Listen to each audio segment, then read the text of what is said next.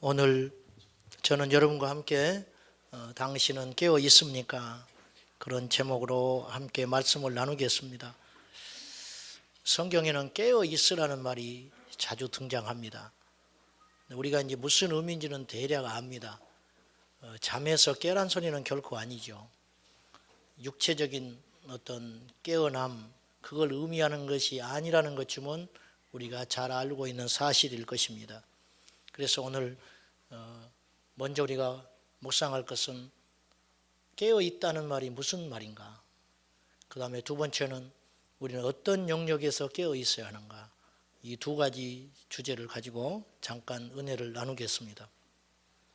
깨어 있다라는 말은 오늘 말씀에 보는 것처럼 정신을 차리라는 뜻일 겁니다. 정신을 차리라. 여러분, 잠에 빠져 산다는 건 굉장히 위험한 것입니다. 북극 탐험을 가서 실종되고 파산된 위태로운 지경에 이른 탐험가들이 제일 무서워하는 게 추위보다 잠입니다. 잠을 자버리면 죽습니다. 깨어 있으면, 배고파도 깨어 있으면 구조대가 올 때까지 생존할 수 있는데, 추위가 무서운 게 아니고 얼마나 이 잠이 쏟아지는지, 잠이 쏟아지면 몸이 얼어붙는지도 모르고 심장이 얼어붙고 오그라들어서 죽어버리는 거예요. 고통도 없이 죽어버리는 거예요. 잠에 빠져서. 파수꾼이 잠에 빠지면 어떻게 적을 이길 수가 있겠습니까? 깨어 있다는 것은 정신을 굳게 세워서 어떤 대비를 한다는 뜻이죠. 그래서 깨어 있다는 말은 분별한다는 뜻도 됩니다. 분별한다. 누가 적군인지 누가 아군인지, 내가 지금 일을 해야 할 때인지 쉴 때인지, 누구를 만나야 하는 것인지, 하나님께 기도를 해야 할 때인지, 이걸 분별하고 사는 것이 깨어 있다는 거예요. 대비한다는 의미도 있겠습니다. 이런 의미들이 깨어 있어야 한다라는 말 속에 담겨 있는 뜻인 것쯤은 우리가 잘 알고 있습니다. 우리가 고민이 되는 것은 몰라서가 문제가 아니고 깨어 있어야 함에도 불구하고 이 몸이 움직이질 않는다는 거예요.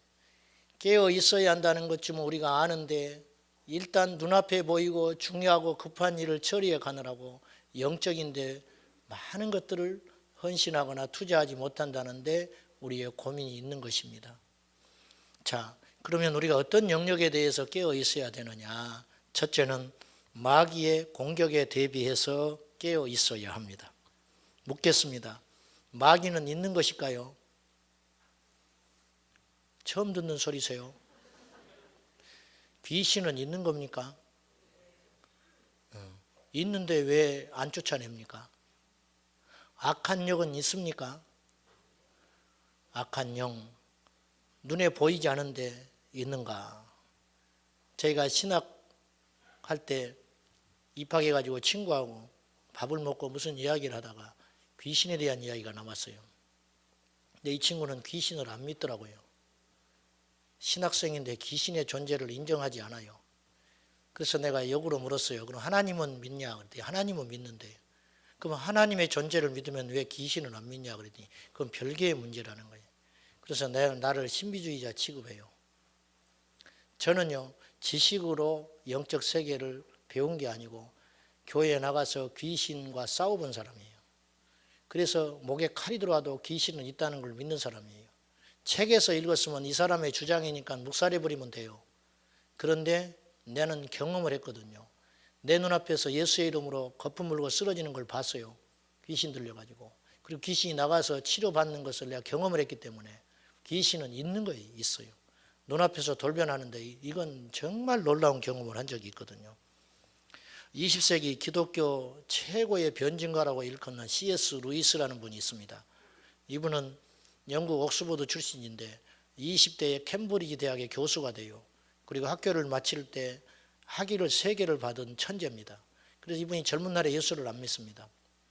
그러다가 우연한 기회에 예수님을 알게 돼요. 그러나 그가 하나님의 존재에 대해서 인정했다고 해서 믿게 된 건 아니에요. 그러다가 이분이 회심을 합니다. 그래서 그가 고민했던 책을 쓴 책이 진정한 기독교라는 책인데, 이 C.S. 루이스가 이런 말을 했어요. 마귀가 존재하냐고 묻는 것 자체가 마귀에게 속고 있는 것이다. 그런 유명한 말을 했습니다. 마귀가 존재하냐, 귀신이 있냐, 이렇게 물어보는 것 자체가 이미 마귀에게 속고 사는 삶이라 이렇게 이야기했어요. 더 나가서 이어서 그는 이런 말을 했어요.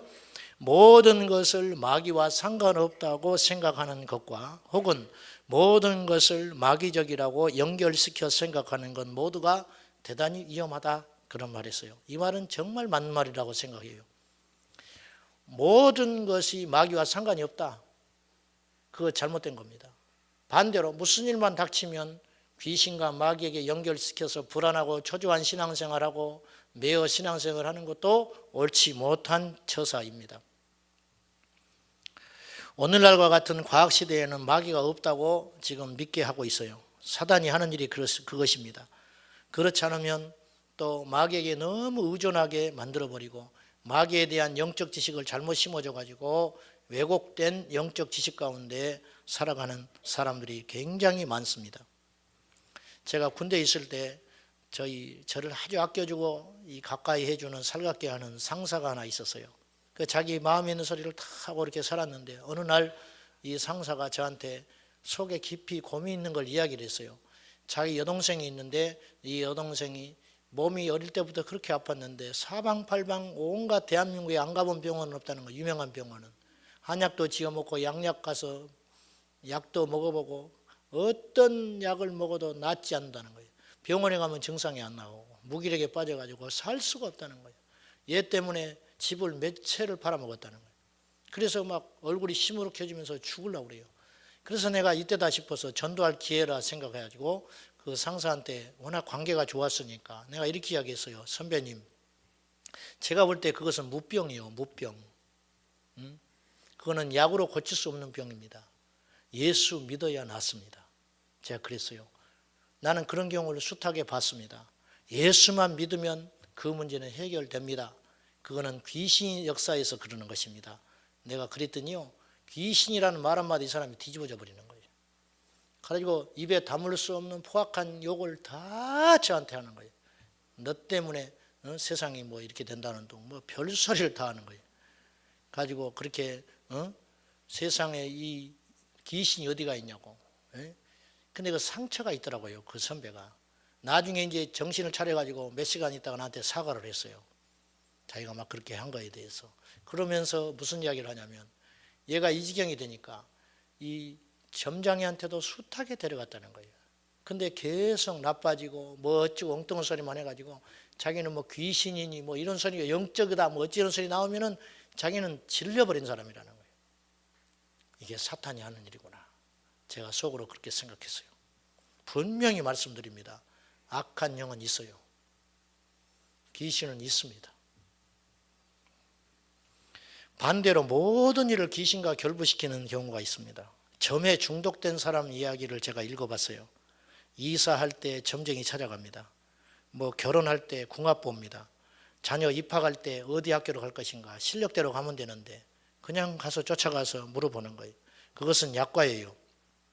직장은 당연한 것이고 여행할 때 버스를 타고 와야 되냐 기차를 타고 와야 되냐 가서 물어봐요. 그리고 여행지를 갈 때 동서남북 어디로 가야 내가 안전하게 살아올 수 있냐 온갖 걸 다 물어요. 가지고 이 사람 평균 1년에 30번 점찍 가는 거예요. 1년에 30번 정도 점찍 가요. 교회 집사들 중에도 그런 분이 있대요. 송구영신 예배 끝나고 말씀 받고 그게 진짠가 가짠가 점집에 가서 물어본 사람이 있다는 거예요. 올해 내가 이 말씀을 받았는데 정말 이게 맞는 것인가. 참 뭐 우스운 농담으로 한 소리겠지만은 수치스러운 소리죠. 영적 세계를 몰라서 그렇습니다. 영적 세계를. 이렇게 말씀드리니까 제가 뭐 대단히 아는 것처럼 그런 뜻이 아니고 저도 패배할 때가 있고 넘어질 때가 있지만은 분명한 것은 예수 이름의 권세 앞에 귀신은 꼼짝 못한다는 거예요. 우리가 기도를 많이 하냐 안 하느냐 중요한 게 아니에요. 우리가 뭐 착하냐 선하냐 그것도 중요한 게 아니에요. 어제까지 나의 삶이 어떠했냐 그게 중요한 게 아니에요. 내 안에 주의 이름이 있고 성령이 역사하면 어떤 대왕 마귀도 꼼짝 못하는 거예요. 그걸 우리가 믿어야 됩니다, 여러분. 베드로전서 5장 8절에 깨어라 근신하라 너희 대적 마귀가 우는 사자처럼 두루 삼킬 자를 찾는다. 마귀는요 무차별적으로 공격해요. 그리고 마귀는 24시간 쉬는 법이 없어요. 우리는 쉴 때가 있거든요. 우리는 안심할 때가 있어요. 요새 좀 충만하다 그러면 조금 느슨해지기도 하고, 내가 너무 요새 교회에 빠진 것 같아, 올해 내가 너무 과부하 걸린 것 같아, 안 되지, 좀 쉬어야지, 이렇게 좀 생각도 하고 방심할 때가 있는데, 악한 마귀는 쉬지 않고 덤벼든다는 거예요. 마귀는 어떤 모습으로 베드로가 표현을 했냐면 우는 사자다. 그리고 두루 다니면서 삼킬자를 찾는다. 여러분, 사자도 무서워요. 근데 사자가 지금 울고 쫓아다니는 거예요. 새끼를 잃었는지 배가 고팠는지 알 길은 없지만, 이 우는 사자처럼 베드로는 누구보다 사탄의 공격을 받아본 사람이잖아요. 자기가 미혹돼 가지고 사단이 들어와 가지고 예수님께 책망도 들었어요. 사탄아, 내 뒤로 물러나라. 그리고 미혹돼 가지고 예수님 모른다고 3번이나 부인도 하고, 이런 일을 숱하게 경험했기 때문에 혈기를 내기도 하고, 이랬기 때문에 베드로는 사탄을 경험해 본 사람이에요. 그래서 사단의 권세도 알고 사단의 정체도 알고 사단이 어떤 공격으로 우리를 위협하고 넘어뜨리게 하는지 아는 자다 이거예요. 경험했기 때문에. 오늘 이 메시지를 듣고 여러분이 괜히 언짢은 생각을 할 수가 있습니다. 왜 자꾸 마귀, 귀신 뭐 이런 이야기를 목사님이 합니까? 다른 메시지도 많잖아요. 사랑, 은혜, 믿음, 얼마나 듣기도 좋아요. 귀신 이렇게 웃으면서 말할 수 없다고요. 귀신 그러면 막 인상을 써야 되고 왠지 막 호전적이 되고 사람이 거칠게 되고, 근데 은혜 얼마나 듣기만 해도 좋잖아요. 사랑, 할렐루야 좋잖아요. 근데 왜 많고 많은 주제 중에 왜 그런 이야기를 목사님은 자꾸 불편하게 하실까? 그 사람 귀신 들린 사람이요.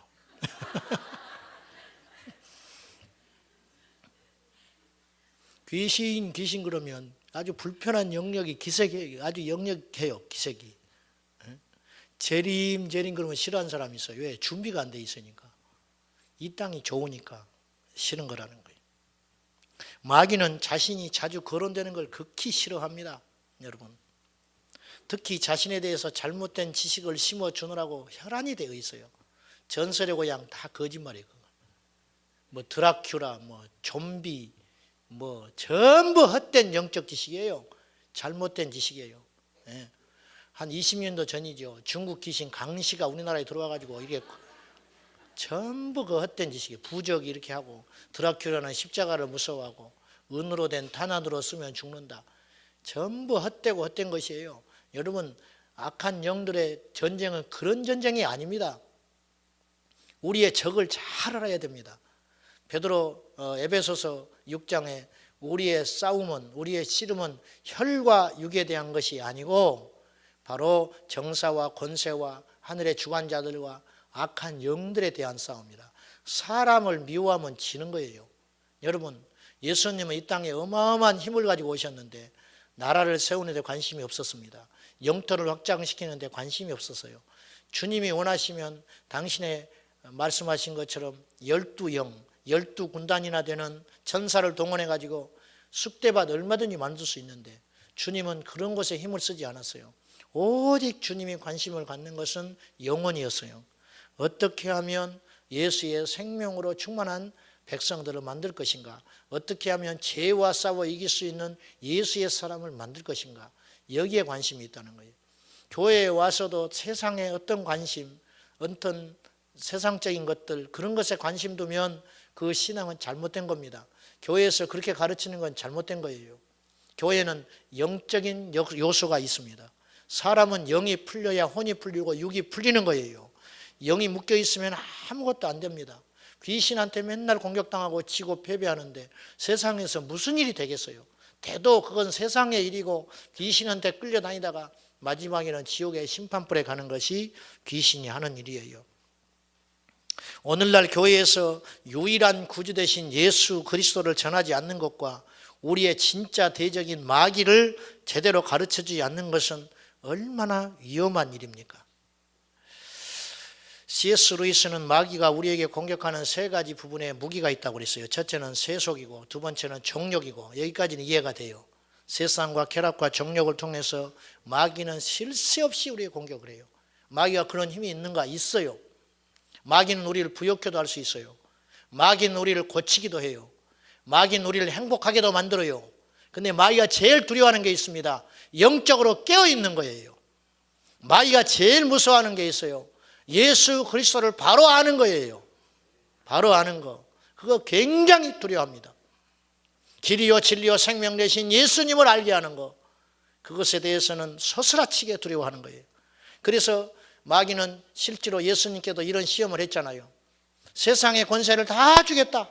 나한테 절만해라. 뛰어내려라. 천사가 받아줄 거 아니냐. 배고픈 줄 알고 돌을 떡덩이로 만들어라 먹으라 하고, 이런 시험이 오늘 우리에게도 있다는 거예요. 세 번째는 형식적인 종교주의로 우리를 공격한다. 형식적인 종교주의. 위험한 것이죠.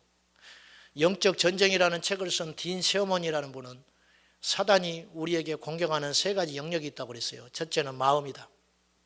마음을 공격해요. 그래서 성경은 우리에게 말을 해요. 마음을 지키라. 할렐루야. 여러분, 마음을 지키는 건 성을 지키는 것보다 더 어려운 일이에요. 그 말은 더 가치 있는 일이라는 거예요. 은혜 받았으면 마음을 지켜야 돼요. 두 번째는 생각을 지키라 그래요. 내 생각은 우리가 다 경험하지만 이 생각이라는 것은 내 뜻대로 안 돼요. 내 생각은 마당에 떨어지는 낙엽처럼 쉴 새 없이 왔다 갔다 왔다 갔다 온갖 생각을 다 집어넣습니다. 예배당에 앉아있는 여러분이 아니에요. 지금 여러분이 예배당에 앉아있지만 여러분의 생각은 세상에 있을 수 있어요. 세 번째는 입술을 공격한다. 입술. 교회는 90%가 말 때문에 넘어져요. 말 때문에 시끄러집니다. 누가 방귀 꼈다 하면 똥 쌌다고 소문나는 것이 교회예요. 세상도 마찬가지예요. 세상도 마찬가지. 예. 그러니까 입술을 조심해야 돼요. 말을 전할 때 조심해야 됩니다. 내가 보고 경험한 것이 아니면 말하지 말아야 돼요. 근데 말을 너무너무 함부로 해요. 말을 너무너무 쉽게 해요. 물어보면 본 적도 없어요. 물어보면 알지도 않고 있어요. 근데 말을 함부로 해요. 그래 놓고는 사단의 도구가 되는 것이에요. 마음과 생각과 입술, 이 세 영역에서 사탄은 엄청난 공격을 한다는 거예요. 여러분, 마귀의 공격을 추상적으로 생각하면 안 됩니다. 어떻게 되겠지? 아니에요. 추상적으로 마귀의 공격을 생각하는 것이 사탄에게 속는 겁니다. 저는 이게 교회 목회를 하고 이렇게 하면서 많은 걸 경험을 했어요. 제가 장안동에서 전도사를 할 때인데 청년부를 맡아서 토요일마다 집회를 하고 기도회를 했는데 애들이 제가 오기 전에 술을 먹고 예배 드리고 나가서 술을 먹고 치킨집에 가서 2차를 하고 막 그런 애들이 많았어요. 그래가지고 모이라 했더니 함석헌 씨의 밥을 읽고 써머리를 해가지고 서로 토론을 하고 술도 먹고 담배도 피우고 막 이런 분위기였어요. 그래서 내가 또 워낙 잘나가지고 가서 싹 잡았어요. 가지고 한 20명이 됐어요. 2명 모이던 놈들이. 흩어졌던 놈들이 다 다시 돌아온 거예요. 그래서 1년쯤 지나가지고 영적으로 훈련을 시켜야겠다 싶어서 다음 주부터 마귀와 귀신의 역사에 대해서 공부를 할 텐데 너희들이 반드시 공격을 받을 수 있다. 어떤 일이 있어도 넘고 와야 된다. 아멘 그러더라고. 그 다음 주에 가니까 2명 와서 앉아있어요. 18놈이 공격받아서 자빠져 버렸어요. 그리고 다시 이제 회복이 되는데 몇 주가 걸렸습니다. 그러는 중에 귀신 들린 아이 하나가 드러나가지고 치유되는 일이 있었는데 얘는 거시증, 음식 거부하고 잠 못 자는 그런 걸 갖고 있어가지고 얘가 있었고, 뭔 결혼 이야기만 하면 절대 안 한다고 펄펄 뛰는 애가 하나 있었어요. 이쁘장하게 아담하게 생긴 여자애가 있었는데, 근데 나중에 귀신을 쫓아서 물리쳐 보니까 그 안에 이 수녀가 되는 생각을 집어넣었더라고요. 수녀가 되는 생각을. 아주 거의 쫓겨나고 이가 가정을 이루고 정상적인 성도의 삶을 살았어요. 주님이 하게 하셨지만은 마귀는요 실제적인 공격을 해요. 여러분, 지금도 공격하고 있어요. 제가 설교 준비를 하면요 어떻게 하냐면은 어제도 그런 일이 겪었어요. 이거 분명히 역사한다 내가 생각해요. 마귀에 대해서 이야기하고 어떤 심판에 대해서 이야기하고 원색적인 복음을 전하는 거 하려면 틀림없이 역사합니다. 설교가 하다가 컴퓨터가 중간에 스톱돼 버려요. 그 프린터란 프린터가 안 나와 버려요. 여러분 어떻게 생각할지 모르지만 저는 그런 걸 숱하게 경험했기 때문에 제 나름대로 대비를 합니다. 어떻게 대비를 하냐. 제가 주로 금요일 날 저녁에 설교를 마치려고 하는데 늦게까지 설교 준비를 할 때 설교가 혹시라도 너무 늦어서 마무리 못할 때가 있잖아요. 그러면 제가 반드시 저장을 할 뿐만 아니라 출력을 해놓습니다. 마무리 안 되나도. 왜? 그 다음날 오면 나라가 버리고 없을 때가 있어요. 설교가. 그 설교가 없어져 버리는 거예요. 반드시 제가 출력해 놓습니다. 출력해 놓고 딱 놔둬요. 그렇지 않으면 이게 날아가 버리니까. 그런 일을 제가 많이 경험했습니다. 제가 신령해서도 아니고 제가 대단해서도 아니에요. 단지 그것을 공격을 받다 보니까 제가 깨달아 안 것에 불과해요. 사랑하는 여러분, 우리의 적수는 사람이 아니에요. 우리의 적은 절대로 환경이 아니에요. 우리의 적은 영적인 데 있습니다. 우리의 적은 마귀입니다. 마귀와 패배하지 않기를 축원합니다. 예수님의 이름으로 승리하셔야 됩니다. 갑자기 자녀들이 말을 안 들어요. 갑자기 이렇게 좋은 남편이 교회만 가자 하고 예수만 믿자고 하면, 내가 뭔가 기도 생활만 하려고 하면 방해를 해요. 깨달아야지요. 한두 번 속았습니까? 한두 번 당해봤습니까? 이제는 깨어서 일어나서 대비하시기를 축원합니다. 사단의 도구가 돼가지고 혈기를 내고 펄펄 뛰면서 본인은 정작 느끼지를 못해요. 자기는 옳다는 거예요. 혈과 육에 대한 싸움은 100% 치게 돼 있어요. 절대로 어느 누구도 예의일 수 없습니다. 저도 마귀의 도구가 돼서 여러분을 넘어뜨릴 수 있어요. 기도 많이 하는 권사님이 사탄의 종이 돼가지고 우리를 시험에 들게 할 수도 있는 것입니다. 그러므로 깨어라, 근신하라. 너희 대적 마귀가, 너희 대적 사람이 아닙니다. 너희 대적 환경이 아니에요. 너희 대적 마귀가 우는 사자처럼 두루 삼킬 자를 찾나니 깨어 근신해야 된다, 그런 말입니다. 두 번째로 우리가 깨어 있어야 할 영역은 영적 무감각함에 대해서 깨어 있어야 됩니다. 영적 무감각. 오랫동안 예수님을 믿으면은요, 이 타성에 젖는 경우들이 있습니다. 영적 나태에 빠질 수가 있습니다. 주일 예배 올 때도 감격이 없어요. 그냥 주일이니까 오는 거예요. 주일이니까. 주님을 만나러 오는 예배가 아니에요. 안 가면 또 사람들이 걱정하니까, 안 가면 또 목사님이 또 전화하니까, 또 안 가면, 오늘 안 가면 또 성가시니까. 여러분, 얼마나 우스운 일입니까? 얼마나 웃기는 일이에요. 우리가 부모에게 보이기 위해서 공부하는 자식하고 똑같은 거예요. 본질이 뭐냐? 영적 감각이 무뎌져 가지고 예리한 칼처럼 날서 있어야 되는데 그렇지 못합니다. 목회도 오래 하다 보니까 사명 잃어버려요. 목회를 뭐하러 하는가? 밥 먹으려고 하나? 밥 먹고 월급 받으려고. 그래서 오직 관심이 그런 데 있는 거예요. 숫자 노름, 몇 명이나, 오늘은 몇 명 왔는가, 어떻게 하면 늘릴까, 이런 것에 관심을 두고 살아가는 거예요. 이게 속고 있는 거라는 거예요. 영적 감각이 무뎌져 버린 거예요. 영적 감각이. 문둥병이 왜 무섭습니까? 아픔을 모른다고 그래요. 아픔을 몰라요. 하루아침에 자고 나니까 눈썹이 다 빠졌는데 자기는 몰라요. 아침에 일어나서 보니까 손가락이 하나 떨어져 가지고 이불에 떨어져 있는데 자기는 아픔을 모르는 거예요. 이게 문둥병입니다, 여러분. 영적 무감각, 이 시대의 제일 큰 문제라고 말이죠. 우선순위를 바꾸게 만들어 버리는 거예요. 교회학교 선생님들이 선생님 오래 하다 보니까 다성에 젖어가지고요, 공과 준비도 잘 안 합니다. 뭐 한 10년치 하는데 뭐 그 소리가 그 소리고, 기도도 잘 안 합니다. 애들 안 나와도 그냥 안 나왔나 보다 해요. 연락하는 법 없어요. 의무감으로 와서 그냥 앉아 있는 거예요. 앉아 있는 거예요. 찬양대도 마찬가지예요. 성가대도 마찬가지고, 어떻게 하면 노래를 잘 앓고 여기에 꽂혀가지고 주님은 없다, 주님은 없어. 설교도 마찬가지예요. 설교 준비 어떻게 하면 이 기가 막힌 예화를 만들어가지고 설교를 잘 해가지고 사람들을 감동시킬까, 그런 것에 관심이 있지 영혼을 살리는 설교는 안 하는 거예요. 영혼을 살리는 설교는. 무엇이 본질입니까? 무엇이 본질이에요? 여러분, 이 자리에 왜 앉아 계십니까? 오늘 어떤 마음으로 예수님께 나왔습니까? 영적으로 감각을 회복해야 된다, 그 말입니다. 영적 감각이 죽어버리면 헛된 신앙생활 하는 거예요. 헛수고만 하다가, 주님 앞에 헛수고만 하다가, 주여 주여 입술로만 부르다가 주님 앞에 섰을 때 넌 무엇하다 왔냐 물으시면 할 말이 없는 거예요. 아무런 할 말이 없는 거예요. 에베소 5장 14절에 그러므로 이르시기를 잠자는 자여 깨어서 죽은 자들 가운데 일어나라. 그리스도께서 너에게 비추시리라. 성경은 하나님의 영이 없는 사람을 죽은 자라고 해요.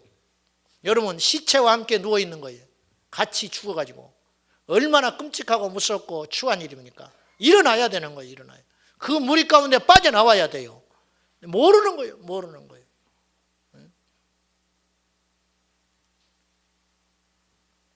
자기는 죽었는데 죽은 줄 몰라요. 물고기가 물속에 있으면 자기가 물속에 있는 줄 몰라요. 태어날 때부터 물속에 있었으니까. 물속에서 나와야 알아요. 내가 물속에 있었구나. 알게 되는 거예요. 알게 되는 거예요. 식스 센스라는 영어가 있었어요.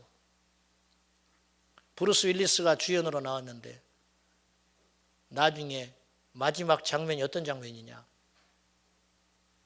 이 사람이 그 정신의학과 의사였는데 귀신이 자꾸 보이는 아이를 만나 상담을 했어요. 이 아이는요, 귀신이 보여요. 영화 속에서. 누구도 이 아이를 치료를 못해요. 근데 이 의사한테 왔는데 의사하고는 대화가 시작해요. 대화가 되기 시작해요. 여러분, 나중에 알고 봤더니요, 자기가 죽었어요. 이 의사가 죽은 사람이었어. 근데 이 아이는 죽은 귀신이 보이니까 자기를 보고 대화를 해준 거예요. 자기가 죽었는데 죽은지를 모르고 살았던 거예요. 알고 봤더니 죽었어요. 자기 아내를 만나러 갔는데 아내가 그때 가서 알았어요. 자기가 죽은 존재라는 거. 이혼한 아내를 만나러 가서 알았어요. 내가 죽었네. 이런 사람이 많아요. 이건 굉장히 중요한 메시지가 있습니다. 그 영화는 뉴에이지 영화지만 메시지가 있어요. 하나님을 인정치 않고 영적으로 무감각해서 영적으로 죽은 자를 성경에서는 죽었다 그렇게 말하는 거예요. 그 틈에서 빨리 나와서 정신을 차리고 도망해야 돼요. 영적 무감각에서 나온다는 것은 기도로 깨어 있다는 것을 말하는 것인데 에베소 6장 18절에 모든 기도와 간구를 하되 항상 성령 안에서 기도하고 이를 위하여 깨어 구하기를 항상 힘쓰라. 기도 안 하면요, 기도 안 하면 내가 지금 하나님 앞에 뭘 잘못하고 있는지조차도 몰라요. 우선순위가 안 바뀌어요. 세상 일, 돈 버는 일, 재미있는 일, 나의 취미 생활에는 전심전력합니다. 항상 피곤하대. 물어보면 항상 바쁘대. 근데 할 건 다 하고 돌아다녀요. 새벽기도 못 나온대요. 근데 새벽 3시에 골프는 치러 갑니다. 여유가 없다면서 갈 곳은 다 쫓아다녀요. 외국 여행은 다 쫓아다녀요. 뭐 남의 사생활까지 내가 거론할 것은 아니지만은 좋은 음식점은 다 깨고 있어요. 좋은 음식점은 없다면서.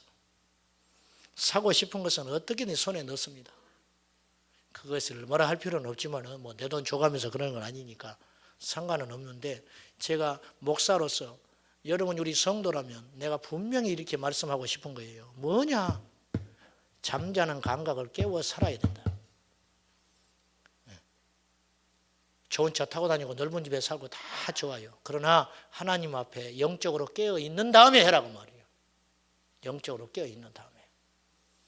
다른 건 안 되는데 그것만 쫓아가면 되겠냐고 말이에요. 몇 년 전에요, 이런 기사가 났어요.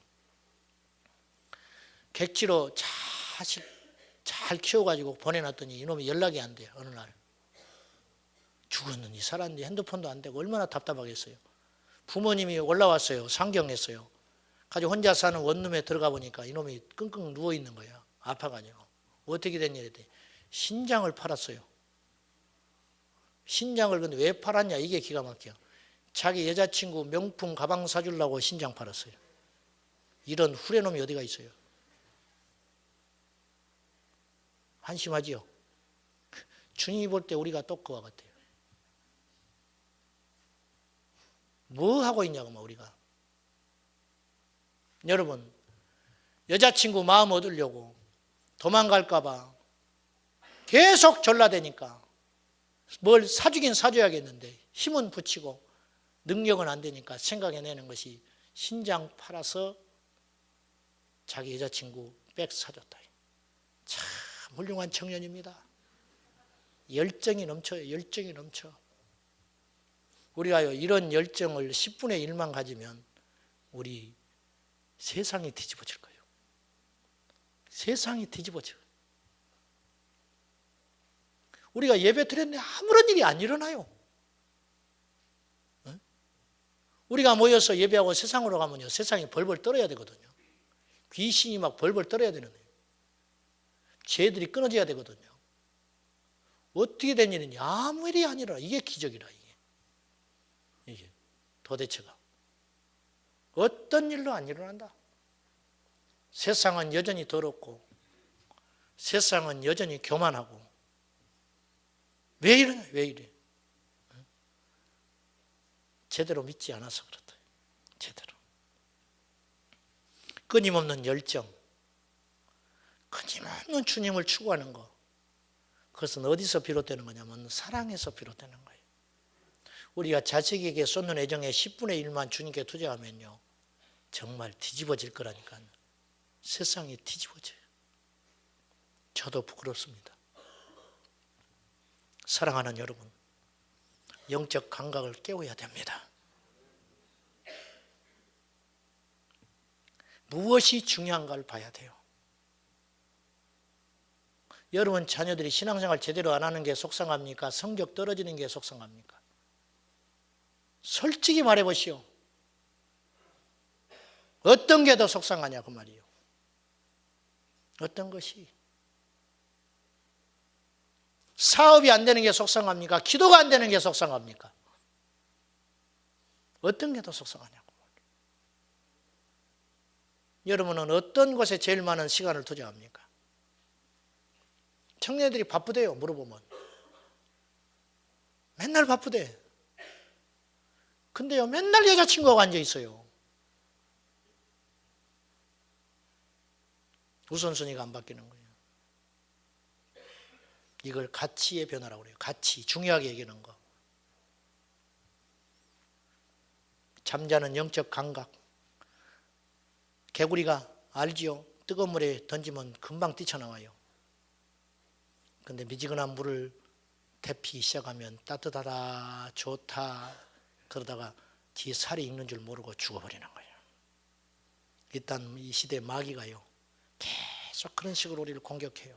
지금 갑자기 핍박이 오고 환란이 오고 뒤집어지면요, 우리가 정신을 차리고 막 주님을 찾을 거예요.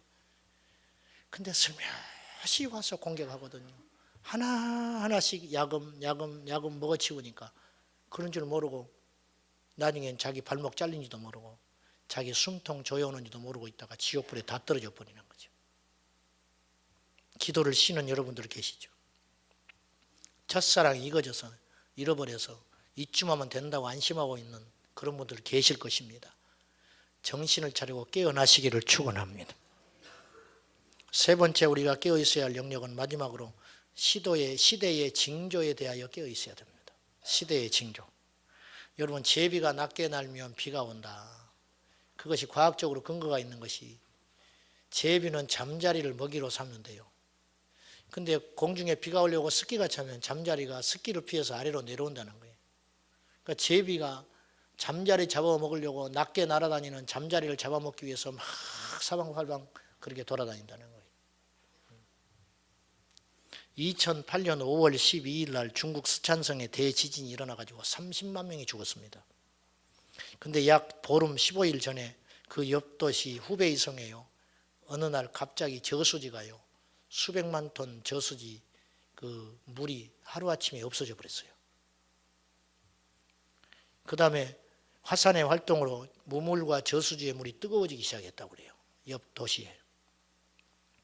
지진 3일 전에는 두꺼비 수십만 마리가 이동을 하는 것이 목격이 됐습니다. 그래서 이걸 중앙정부에 이야기를 했어요. 주민들이. 이게 뭔 일인지 좀 밝혀달라. 그때 중국이 올림픽 준비 한참이었습니다. 그래가지고 그걸 묵살해 버렸어요. 그냥 그럴 수 있는 것이고, 두꺼비가 이동하는 것은 산란기에 따라서 이동하는 것이라 묵살했어요. 그러다가 3일 후에 지진이 일어나서 30만 명이 죽었어요. 어제 네팔에서 지진이 일어나가지고 4,500명 정도가 살상이 됐다고 그래요. 근데 우린 별로 관심이 없어요. 우리 일이 아니고, 첫째는, 두 번째로 그런 일이 하루 이틀이 아니니까. 늑대 소년의 이야기처럼 늑대다 재림이 가까워 왔다, 예수님 곧 오신다, 뭐 그 소리 한두 번 들었나. 그리고 10년 뒤를 준비하는 거예요. 죽고 난 다음을 준비해요. 좋습니다. 준비해야 됩니다. 근데 뭘 준비하냐? 세상의 것도 준비하십시오. 그러나 영적으로도 준비해야 돼요. 근데 이건 안 하는 거예요. 이거 별 관심이 없어요. 왜? 당장 내게 급한 일이 아니거든요. 당장 급한 일이 아니야. 시대의 징조를 보십시오. 처처에 지진이 일어나고 처처에 전쟁이 일어나고 가뭄으로 날리고, 우리나라가 물 부족 국가인 거 아십니까? 우리나라 식량 작업률이 10%도 안 된다는 거 아십니까? 90% 우리가 식량 수입해서 먹는 나라라는 거 아시에요? 언젠가 이것이 문 닫아버리면 어떻게 하겠어요? 문 닫아버리면 1년에 여의도 면적만큼 농토가 줄어들고 있어요. 우리나라가. 수도꼭지 틀면 물이 펑펑 쏟아지니까 물이 마냥 나올 것 같지만 언젠가 문제가 생기면 어떻게 대비합니까? 자식이 부모를 대적하는 시대고, 불법이 성하여 사랑이 식고, 이단이 출현하여 여기저기 자기가 자칭 예수라고 소리치는 사람들이 나타나고, 멸망에 가증한 것이 거룩한 성전에서 예수 그리스도의 자리를 대신하고 있습니다.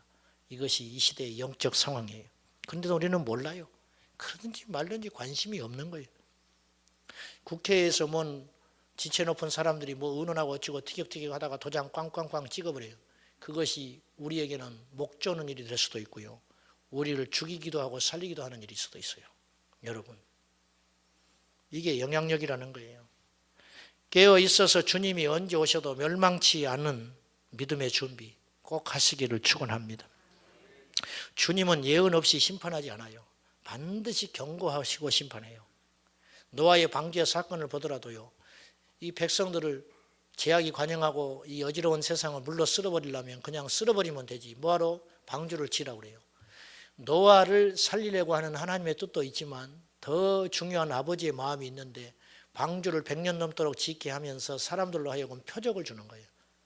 멀쩡한 사람들이 자기의 전부를 걸고 방주를 지을 때 사람들이 그걸 보고 느껴야 되는 거예요.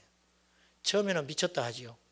근데 계속 지어요. 그리고 짓기만 한 게 아니고요, 하나님이 성경엔 자세히 나와 있지 않지만 생각해 보십시오. 8 식구가 매달려서 방주를 짓는데 이들이 경제적인 뒷받침이 돼야 되고요, 지혜가 동원돼야 되고요, 환경이 도와줘야 되잖아요. 근데 이걸 해냈어요. 누가 도와주신 거예요?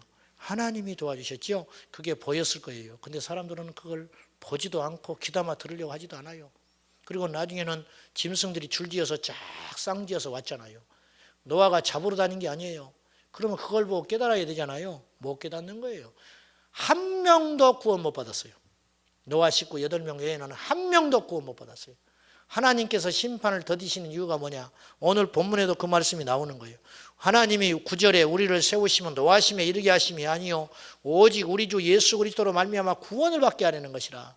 재림에 대해서 이야기하는 건 너희를 죽이겠다는 뜻이 아니에요. 재림의 날이 다가왔으니까 깨어서 준비하라. 준비하라. 학교에서 느닷없이 시험 치르지 않습니다. 예고해요. 예고. 이날 시험 본다. 느닷없이 시험 치르는 법이 없어요. 느닷없이 시험 치르는 건 성적에 들어갈 수가 없는 거예요. 준비시키고 공평한 기회를 주고 반드시 심판 보는 거예요. 시험 보는 거예요. 소돔과 고모라가 멸망할 때 하나님께서 불을 내려버리면 그만인데, 아브라함에게 나타나셔서 내 하고자 하는 일을 아브라함에게 숨기겠느냐? 아브라함이 묻기를 했습니까? 아브라함이 걱정하기를 했습니까? 하나님이 미리 오셔서 말씀하는 거예요. 왜? 소돔과 고모라를 살리고 싶어서. 의인 50명 있으면 살려주겠습니까?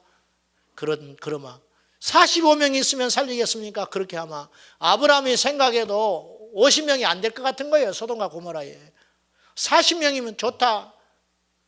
30명이면요 한 번만 더 주님 계속 사정하면서 10명이면 어떻게 하겠습니까? 10명도 좋다. 하나님은요 화내지질 않아요. 아브라함 스스로가 10명에서 포기해버려요. 좀 더 쓰지. 더 못하겠는 거예요. 아브라함이 5명, 1명이라면 어떻게 하겠어요? 제가 볼 때 의인은 1명만 있어도 선노가고만 살았을 거예요. 열이 없어 죽어버린 거예요. 심판하려는 게 목적이 아니에요. 마귀, 귀신, 악한 영에 대해서 성경에 숱하게 기록되고 있고, 그런 걸 이야기하는 이유는 뭐냐면 우리를 겁내거나 두려움에 떨게 하라는 게 아니라 승리하라고, 할렐루야, 승리하라고 가르쳐주는 것이라. 주님의 재림이 있다, 다시 오신다, 이 땅이 불로 심판받아 풀어지게 된다, 겁주는 게 아니고, 그러니까 너희는 구원받아라. 그러니까 너희는 구원받아라. 아모스서 3장 7절에요 하나님은 그종 선지자에게 알리지 아니하시고 절대 행하는 법이 없으시다. 반드시 알려요. 길을 여셔야 됩니다. 그 길을 열어야 돼요. 하나님이 주신 메시지에 반응하셔야 돼요. C.S. 루이스가 남긴 책 중에 재미있는 책이 하나 있어요. 스크루테이프의 편지라는 책이 있어요. 스크루테이프의 편지.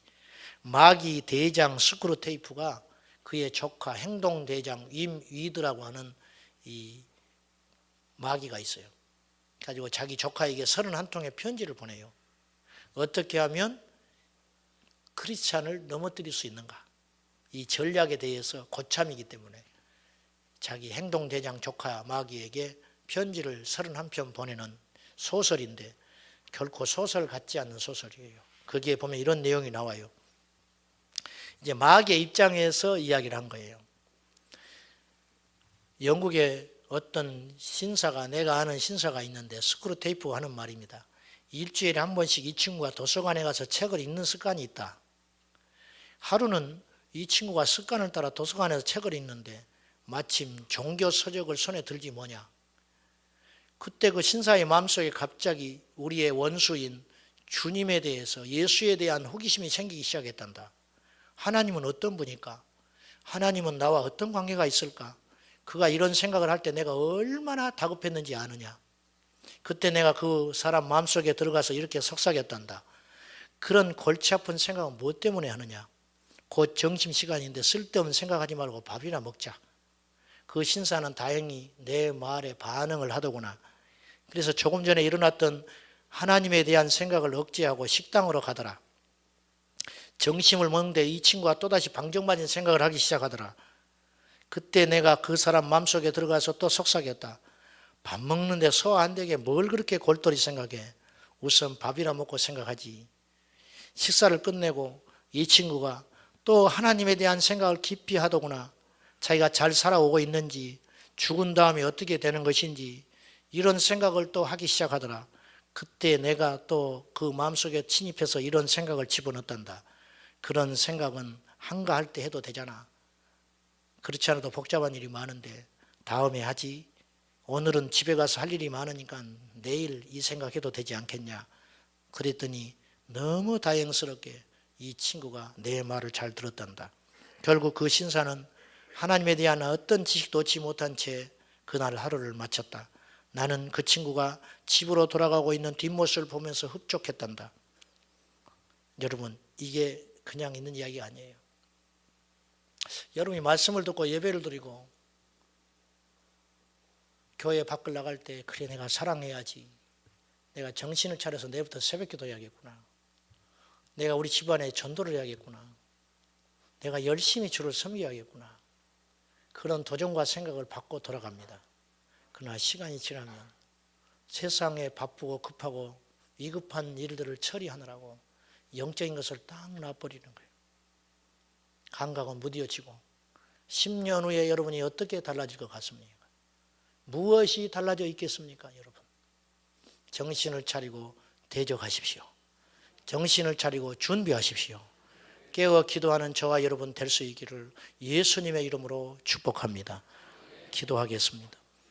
사랑하는 아버지, 주님께 부끄럽고 죄송하고 미련한 우리 때문에 주님 우리 자신이 싫습니다. 주여 우리를 불쌍히 여겨주셔서 영적으로 깨어있게 하여 주시옵소서. 준비하게 하여 주시옵소서. 사단은 쉬지 않고 우리를 공격하는데 우리는 안심하고 쉴 때가 있습니다. 사단은 밤낮 우리를 공격하는데 우리는 깨어있지 못할 때가 많습니다. 원수의 대적의 손에서 우리를 지켜주시고 예수님의 이름으로 승전고를 날마다 주님께 올려드리게 하여 주옵소서.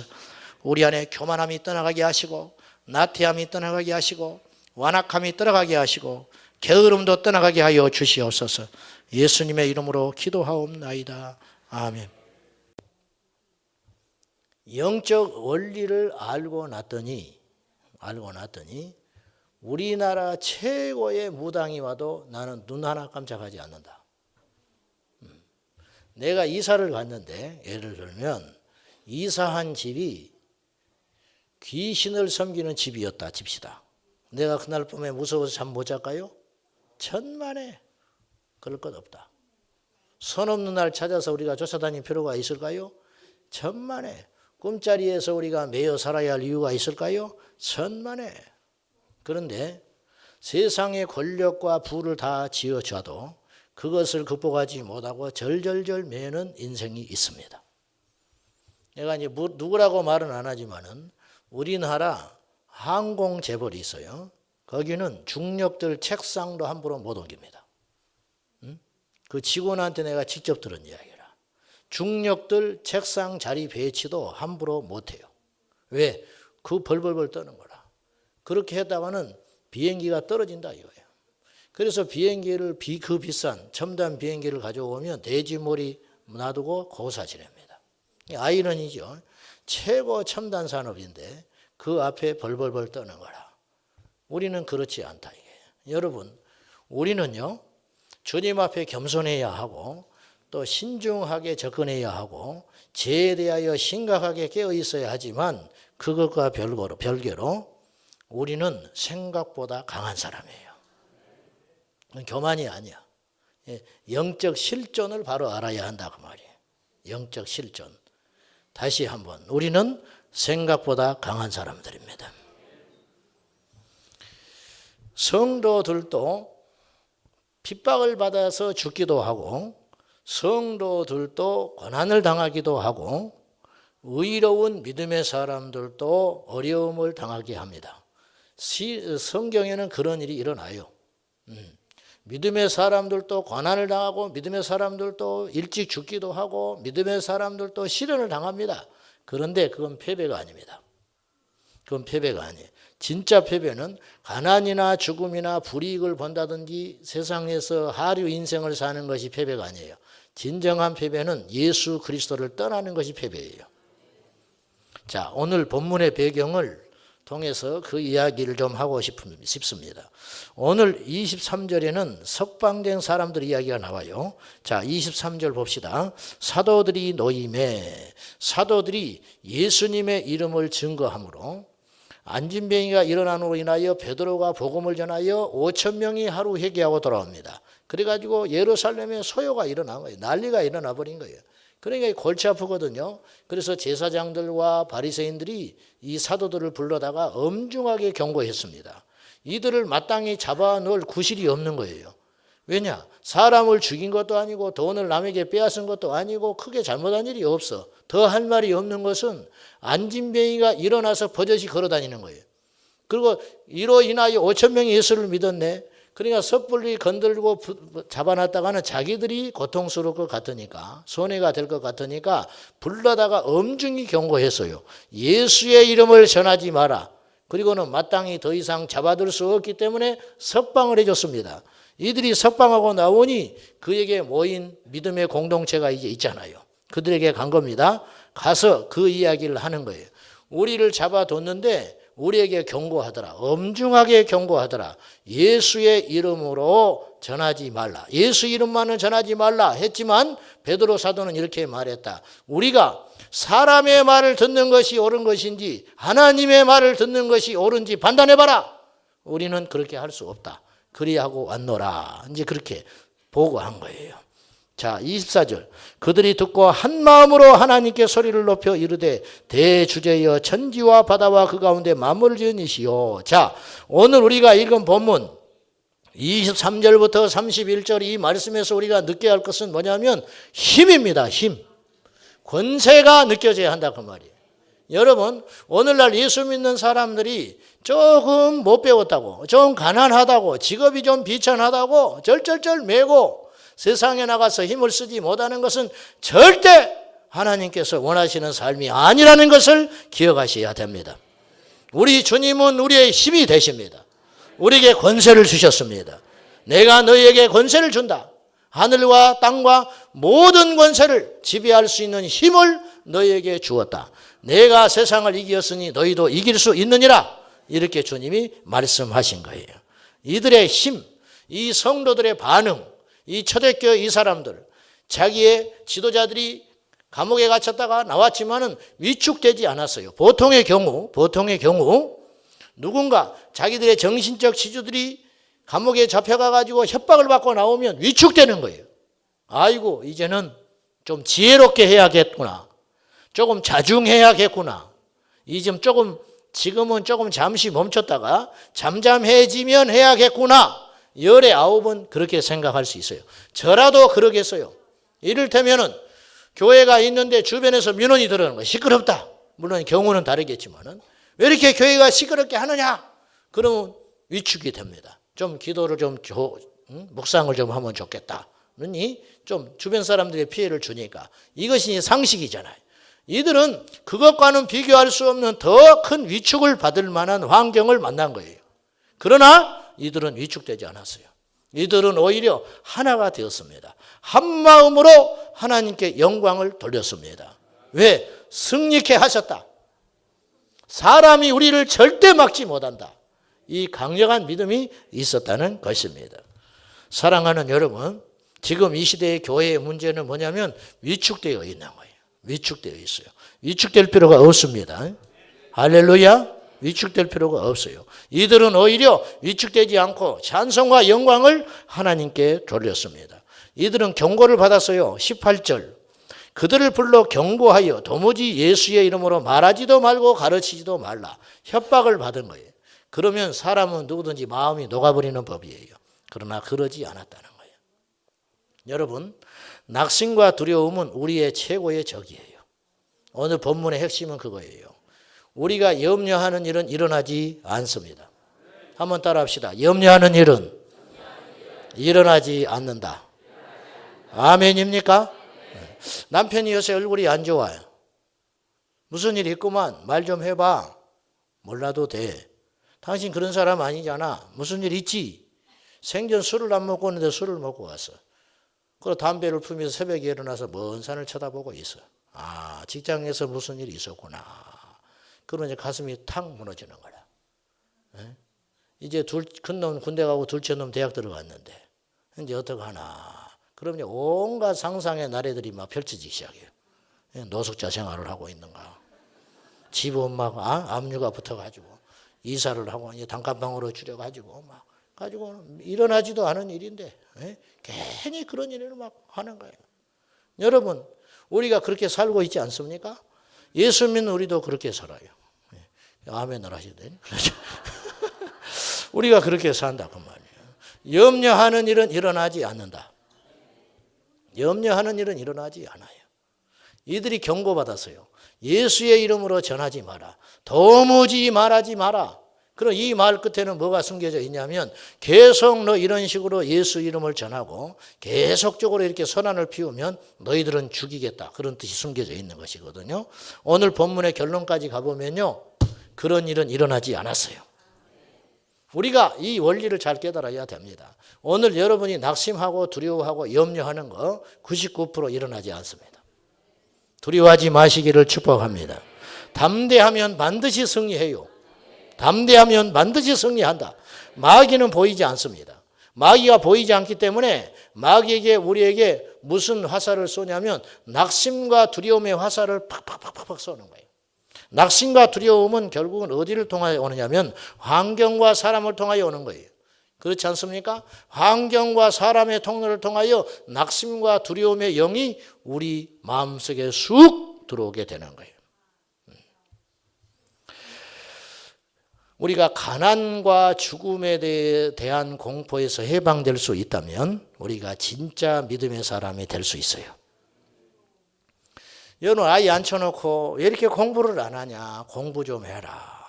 그 대학에 떨어지면은 땅이 꺼질 듯이 한숨을 짓고 그 이유가 뭐예요? 그 이유가 뭐예요? 솔직히 한번 물어봅시다. 애가 대학에 떨어졌어. 어떻게 다 붙겠어? 떨어지는 애도 있어야지 인생이 돌아가는 것이지. 세상이 돌아가려면 떨어진 애도 있고 1등 하는 애도 있고 꼴찌 되는 애도 있고 그렇게 해야지 세상이 돌아가는 것이지. 전부 1등만 하면 어떻게 되겠어요? 저 1등 했다잖아 오늘. 나는 뭐 1등을 안 해봐가지고 초등학교 졸업하고 1등을 안 해봐가지고 1등 해가지고 성적표하고 논문을 가져왔대요. 나를 보여주려고. 그래서 나 별 관심이 없다 그랬어. 뭐 내가 1등한 것도 아니고 남 1등한 것이 무슨 나에게 의미가 있겠습니까? 집에나 가져가거라. 집에나. 논문 뭐 중국말로 쓰는 논문을 내가 어떻게 보겠어요? 영어도 못 보는 사람인데 중국말을 어떻게 보겠어요? 나는 이상해. 외국말을 한마디도 못해. 명색이 대학원까지 나왔는데 학교를 왜 다녔는지 모르겠어. 중국도 한 10년째 다녔는데 그래도 한마디쯤은 해야 되잖아. 한마디도 못하고 있어. 나는 애국을 하니까 우리나라 국어를 사랑합니다. 왜 그렇게 왜 너 공부를 얘가 못하면 막 너무 심각해지거든요. 공부는 얘가 못했는데 눕는 것은 엄마가 누워버려요. 공부를 못한 애가 둘은 있어야 되는 거 아니야? 공부를 못한 애는 뻔뻔해요. 핸드폰하고 돌아다니고 그럼 억장이 무너집니다. 뻔뻔합니다. 저 뻔뻔한 애들이 들어와요. 지금 뒤에 보십시오. 하나같이 저들의 특징이 있는데 저것들은 공부를 못한다는 특징. 공부를 못해요. 이제서 들어오는 거 봐요. 수련회 갔다가 이제 도착했어요. 자, 근데 공부를 이렇게 못하는 것에 대해서 너무 부모들이 힘들어한다. 왜? 얘들이 앞으로 험하게 세상을 살 것이 뻔하니까. 열심히 일해도 별로 벌 것도 없고 가난하게 사는 것이 미리 걱정이 되고 염려가 되는 거예요. 그것이 그렇게 두렵지요. 그래요, 안 그래요? 예수님을 믿어도 거기서 해방이 되기 어렵다니까요. 그 저희도 마찬가지라. 목사님들도 마찬가지. 아이들은 너는 목사하지 마라. 특히 개척교회 목사는 절대 하지 마라. 개척교회 목사하지 마라. 인도에 가서 코끼리가 말을 안 듣고 있더래요. 코끼리가 다 버티고 안 가더라는 거예요. 가야 되는데 아무리 밀어도 안 가고 막 때려도 안 가고. 그때 한국 목사님들이 인도에 이제 놀러 갔어. 그래서 그걸 딱 보더니 목사님 한 분이 가서 뭐라 하니까 이 코끼리가 막 움직이더라는 거예요. 놀래가지고. 가지고 전연사 갖고 한참 놀래가지고 무슨 비결이 있었습니까? 그랬더니 간단하다고. 무슨 말인데요? 너 한국 가서 개척교회 할래?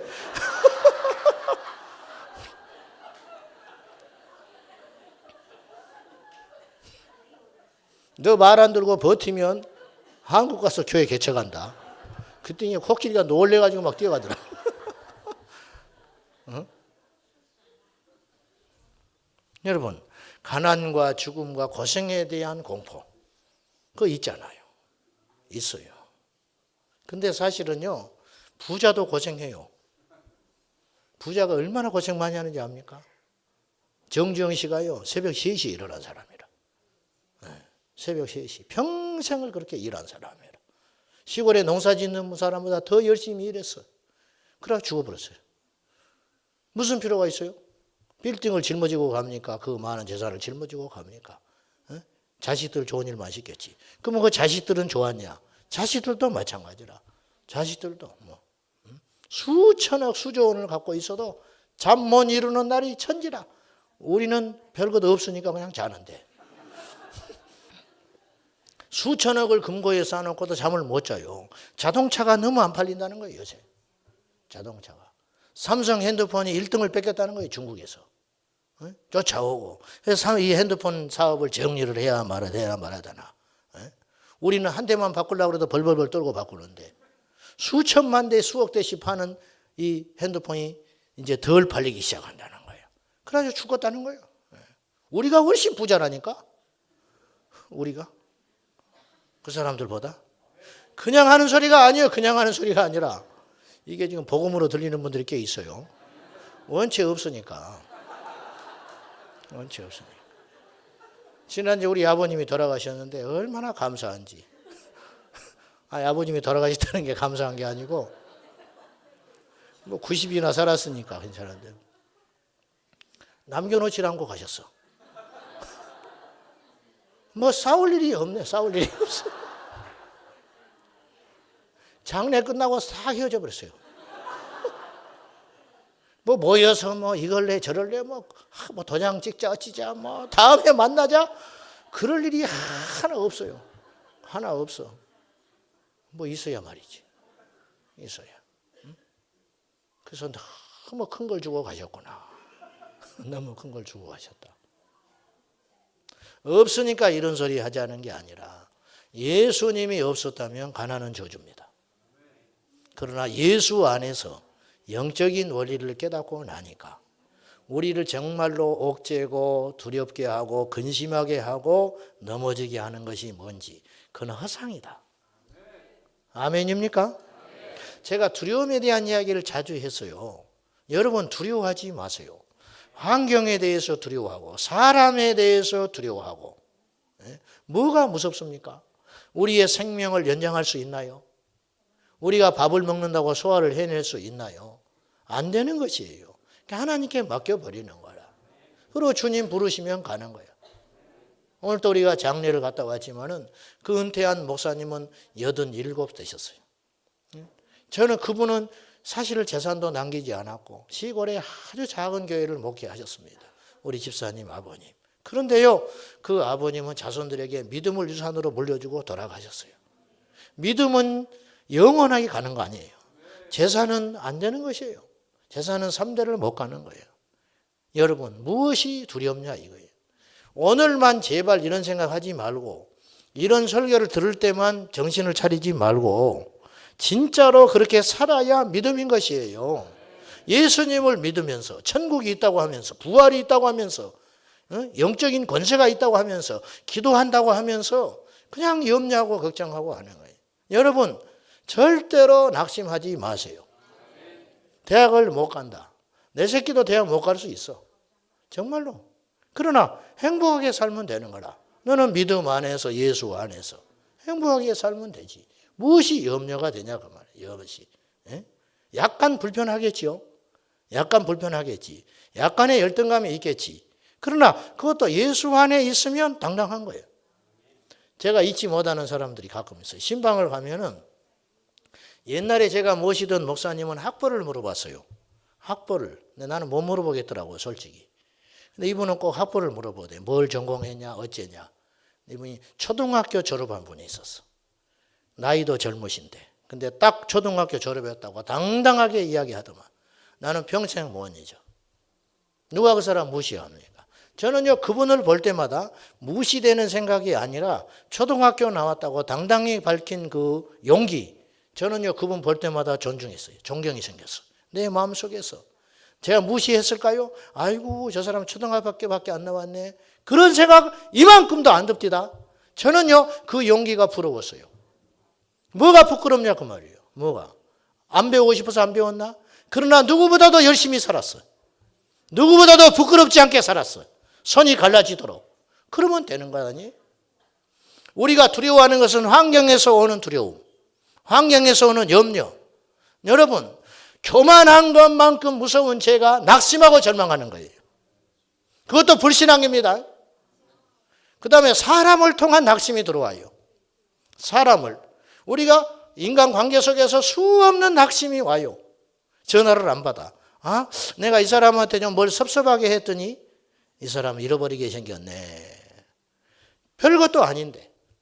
자, 그래서 잃을 것 같으면 그 사람 친구도 아니야. 그 사람은 가야 할 사람이라. 뭐하러 그 사람 때문에 상대를 해. 응? 내가 뭘 실수를 했어. 그게 잘했다는 건 아니지만 이를테면 뭔가 실수했다. 근데 막 그걸 가지고 관계가 깨져버리고 죽일 놈 살릴 놈 하고 엉망진창이 돼버리고 맨날 며칠을 근심하고 막 상상의 나래를 펴는 거라. 이제 그 사람은 영원히 잃어버리게 생겼구나. 뭘 그렇게 두려워하냐 그 말이에요. 그것도 하나님께 달린 일이라. 아니면 말지. 아니면 말지 뭐. 그래요 안 그래요? 담대하시기를 축복합니다. 담대하시라 그 말이에요. 막 절절절절 매고 그렇게 살 필요 없다. 그렇게 살 필요 없다. 거만하게 함부로 살라는 뜻이 아닙니다. 우리 하나님의 자녀들은 하나님이 볼 때 강하고 담대하고 힘있게 살기를 원한다 그 말이요. 우리 주님이 십자가에서 죽으신 것은 우리에게 힘있게 살기 위해서 죽으신 거라. 우리를 살리려고 죽으셨고 우리에게 평안을 주시기 위해서 채찍에 맞으셨고 우리를 낫게 하시려고 채찍에 맞으셨잖아요. 그러니까 우리가 그런 삶을 누려야 한다 그 말입니다. 저나 여러분이나 언젠가는 죽어요. 사고가 나서 죽든지 수명을 다해서 죽든지 병이 걸려서 죽든지 죽을 수 있어요. 뭘 염려하냐 그 말이요. 그때 닥쳐서 또 하나님께서 넘어가게 하셔. 넘어가게 하신다. 할렐루야. 어설프게 생각할 거 하나 없어요.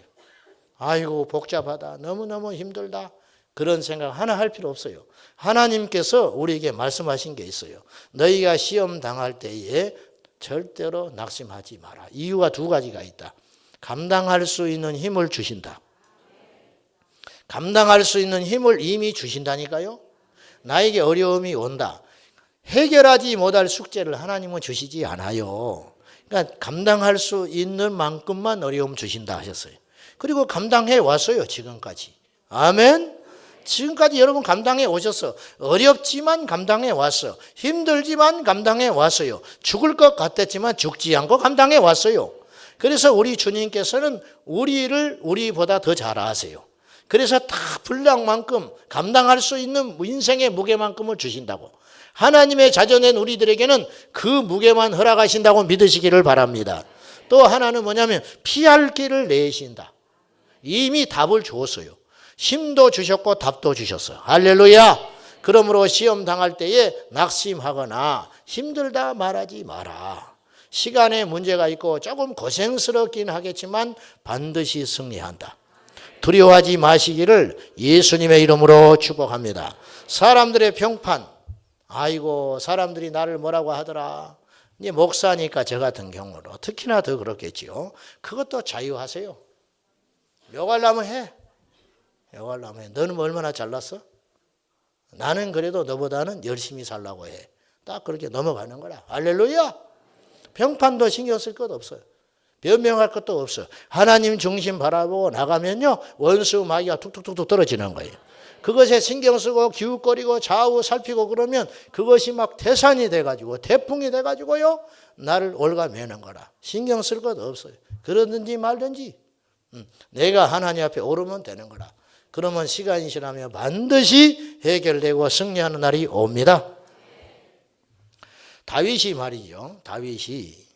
다윗에게 큰 장점이 있었어요. 엄청난 장점. 그게 뭔지 아세요? 절대 넘어지지 않는다. 다윗의 인생은 굴곡진 인생이었습니다.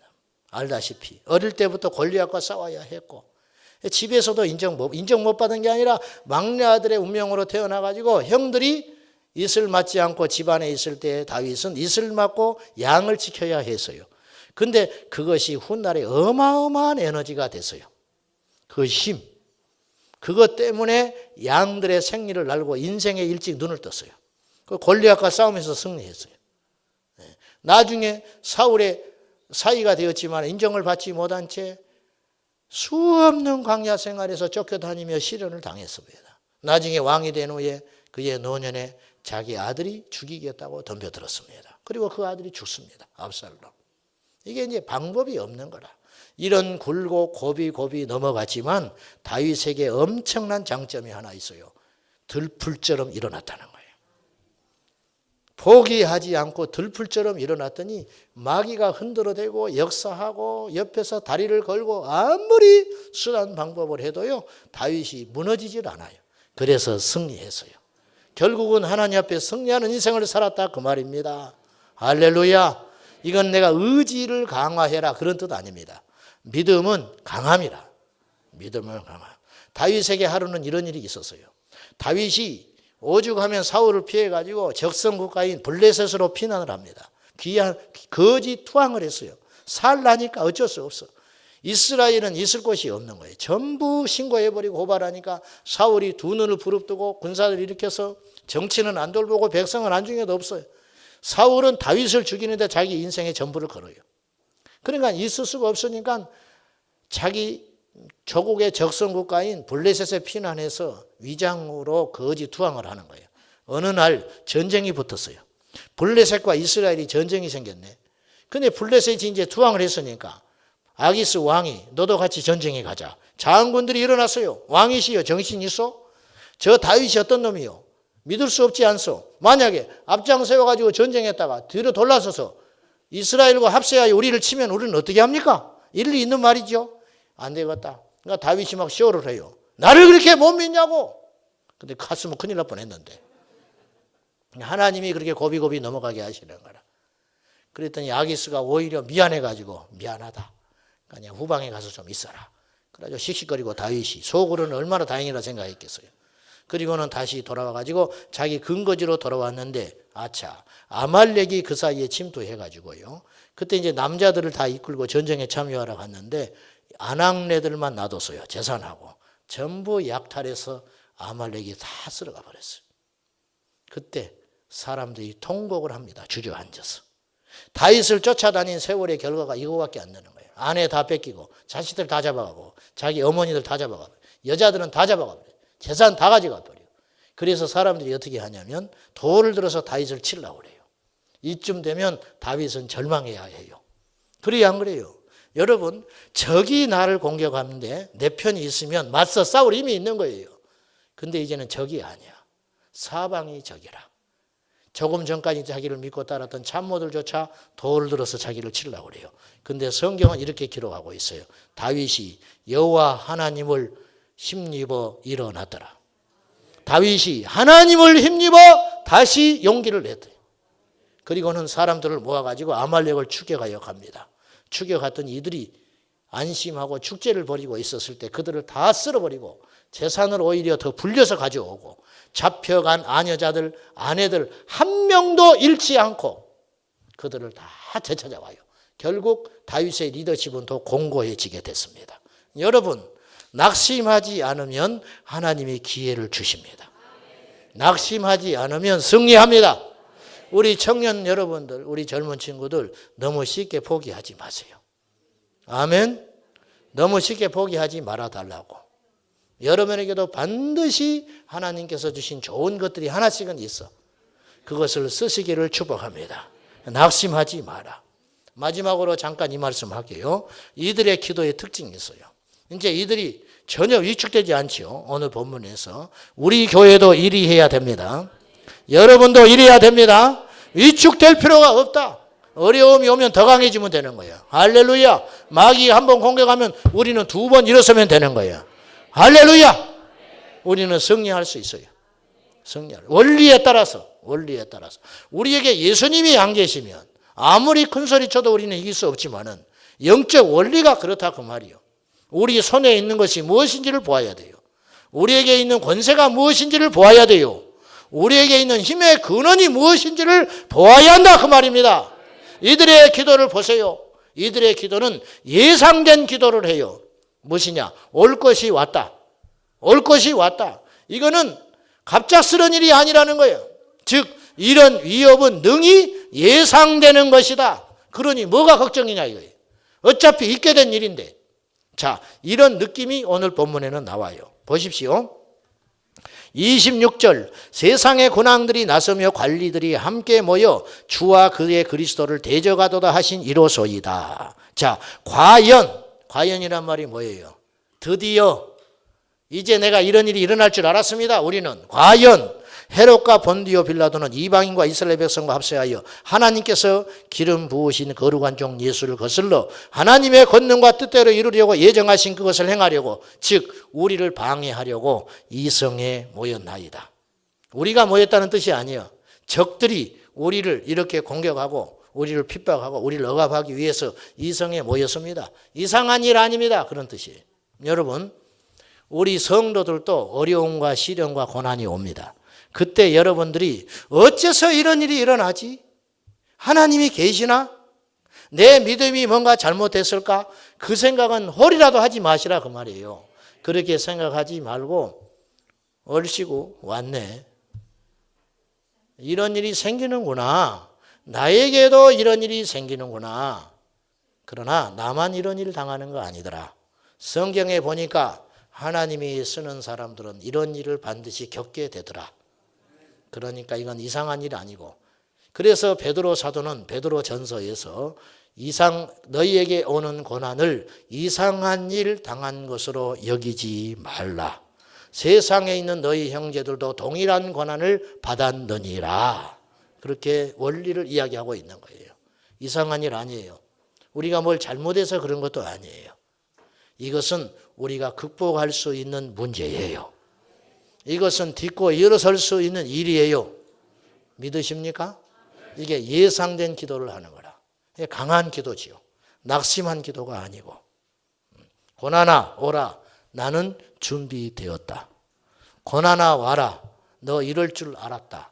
그러나 나는 반드시 승리한다. 이 말이 숨어져 있는 거예요.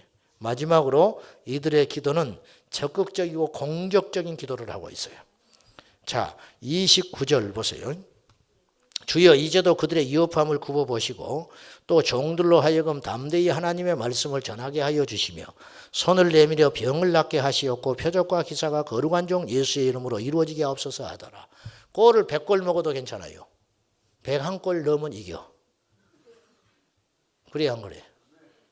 100점을 실점해도 괜찮다니까요. 101점만 넣어버리면 이기는 거라. 얼마를 잃었느냐는 중요한 게 아니에요. 고난이 얼마나 크냐는 중요한 게 아니에요. 내가 이긴다는 것이 중요한 거예요. 이들은 어떤 기도를 했냐면은 이 문제를 제발 해결하게 해주세요. 이 고난이 떠나가게 해주세요. 그런 소극적 기도를 하지 않았어요. 이런 상황이지만 우리는 더 적극적으로 거룩한 종 예수의 이름으로 표적과 기사가 일어나게 하시고 위축되지 않고 담대히 하나님 말씀 전할 수 있도록 해주세요. 이 기도했습니다. 이게 굉장히 강력하고 수준 높은 기도라는 거예요. 우리가 이 기도를 배워야 합니다. 자, 예수를 믿는데 핍박이 왔다. 이 핍박을 이기도록 해주세요. 이 핍박이 좀 없이 하게 해주세요. 왜 나만 이런 핍박을 당해야 하지요? 그 기도도 하나님이 들어주시긴 하세요. 근데 주님이 원하시는 능력 있는 성숙한 기도는 그런 기도가 아니라는 거예요. 그 기도가 아니라 주님, 이 핍박과 환난이 나한테 있습니다. 그러나 개의치 않고 이 핍박과 환난을 뚫고 이기도록 해주세요. 여기서도 위축되지 않고 더 열심히 복음 전하게 해주세요.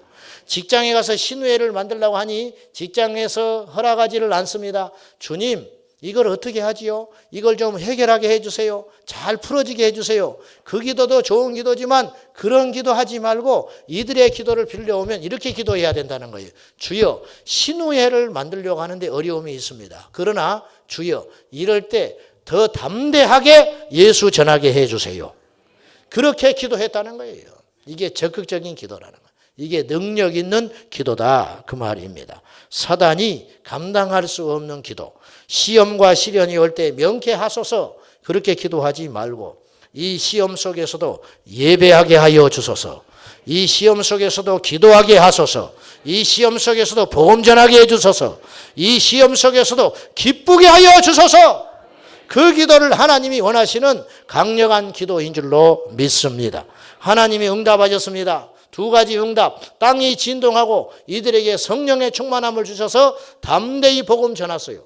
여기 이 본문에서 중요한 것은 아까도 잠깐 언급했지만은 이들이 염려할 뻔했던 일들, 염려도 안 했어. 이들은 사실은 협박당하고 경고받았지만 그들에게 위축되지 않았어요. 오히려 올 것이 왔다. 그러나 우리는 더 기도한다.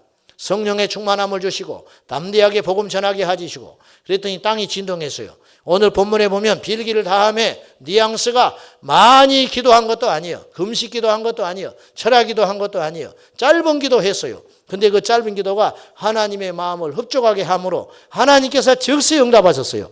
땅이 흔들거렸어요. 진동했어요. 부인할 수 없는 응답. 부인할 수 없는 응답이잖아요. 땅이 진동했으니까 우리 기도를 하나님이 들어주셨구나. 땅이 진동했으니까 하나님이 우리와 함께 하시는구나. 이거보다 큰 힘이 어디 있습니까? 할렐루야. 예수 이름의 능력으로 기도하시기를 축복합니다. 예수 이름이 가장 강력합니다. 염려하는 일이 일어나질 않았어요. 이들이 복음 전했을 때 이들을 잡아가는 사람이 없었다 그 말입니다. 이게 무엇이냐? 바로 허상에 대한 승리라 그 말이에요. 염려하지 맙시다. 두려워하지 맙시다. 무서워하지 맙시다. 하나님께서 우리가 하나님 앞에 영적인 관계가 주님과 충실하고 믿음에 굳게 서 있으면 우리에게 시련과 고난은 있을지 모르나 절대로 우리를 패배하게 하시지 않습니다. 할렐루야. 이 믿음이 있으면 아멘 하시지요. 우리가 이 믿음 가지고 승리해야 할 줄로 믿습니다. 그냥 혼적으로 위로를 하는 말로 듣지 마세요. 영적 원리. 소극적 기도하지 마라. 적극적으로 기도하라. 고난과 시험의 크기가 문제가 아니고 우리의 믿음의 크기가 더 중요하다. 100골을 먹더라도 101골 넣으면 이긴다. 사단이 100번 흔들어대도 우리가 101번째 일어나면 된다. 의인은 10번 넘어지더라도 99번 넘어지더라도 마지막에 일어서면 승리하는 자가 되는 것이에요. 우리가 마지막에 기도하는 사람, 마지막에 예배하는 사람, 마지막에 복음 전하는 사람, 마지막에 기뻐하는 사람, 마지막에 감사하는 사람, 그 사람이 승리자임을 꼭 깨닫고 오늘 이 밤도 우리가 성령 충만하여 여러분의 일터와 가정으로 돌아가시기를 축복합니다. 할렐루야.